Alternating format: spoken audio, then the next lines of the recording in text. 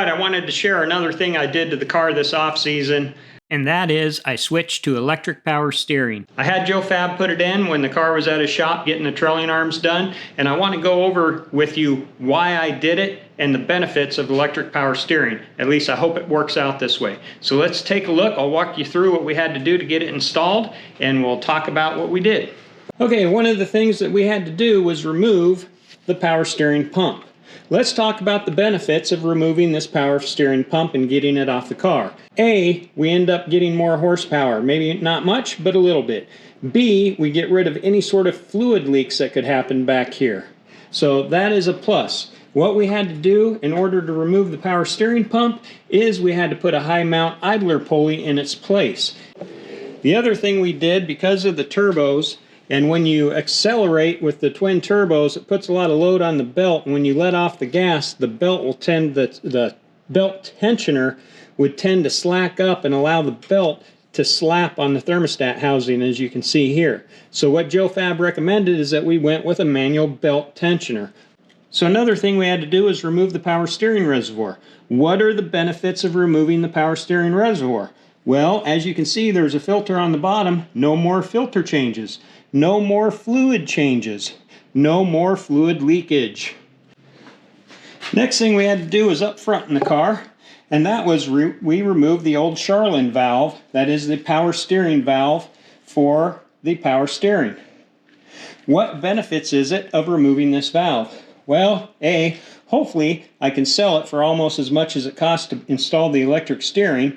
But the benefit, if you happen to rupture a line, no fluid being sprayed all over you, because the hydraulic lines are now going to be removed. So no more worrying about rupturing a hydraulic line. Now that's never happened to me. However, I have seen it happen to a friend, and it sprayed fluid all over his car, all over him. He lost his steering, had to be towed back home because he couldn't start his engine because he was out of fluid. If the electric power steering fails, I can still drive the car home.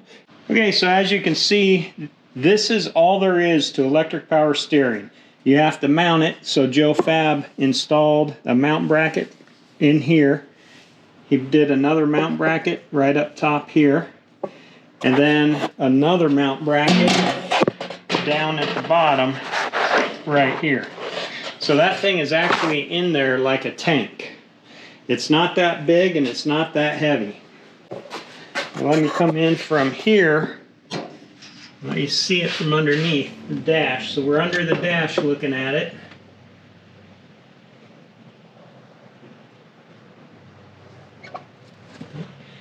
And then the other thing that we did is we installed a quick disconnect steering wheel. So we went with the Momo. It's got the built-in push button talk. I haven't wired that up yet, but we will here soon. That's going to make it nice because my push to talk always would unvelcro off of here. So it's going to be nice to have a push to talk on either side and have it not slipping or falling off. Now, in order to turn the power steering on, let me give you an example. We do not need the engine running because it's electric. So I just got to turn the ignition on. And let me back the camera up so you can see the steering wheel. We'll turn the sensitivity up. And I am turning 36-inch tires with one finger with the car in a stationary position.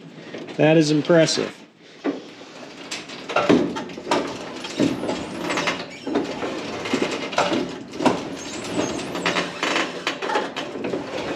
All right, now, if I want it stiffer, I can turn this knob the opposite direction, and now I cannot turn it with one finger anymore. I've got to use my hand. It stiffens it up. Now, typically in cars, these things are going to be speed sensitive. So as the vehicle goes quicker, the speed increases the stiffness of the steering wheel. In the dunes, we're not hooked to a speedometer. This is not hooked to the speedometer, so you have to manually adjust it for however you see fit. So it could take a little getting used to because it's going to be a lot more responsive than it was before. All right, so let's talk about why electric power steering is better than hydraulic power steering. Electric power steering doesn't have all of these components that can fail. The electric power steering is more durable because it has less moving parts.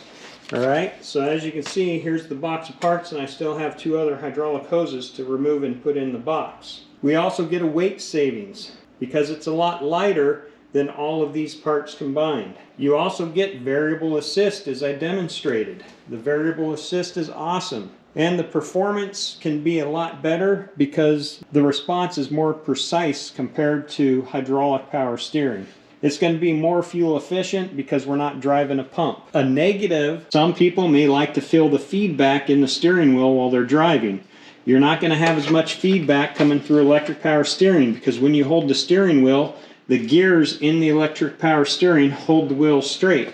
That can be a benefit because if you're going to hit a witch's eye, a lot of the times the hydraulic steering will rip out of your hands, spin the wheels to the left or the right, and basically bend or break your wheel hubs. So with electric power steering, you hit a witch's eye, it's going to kind of hold the wheel straight, and hopefully you'll go right through it.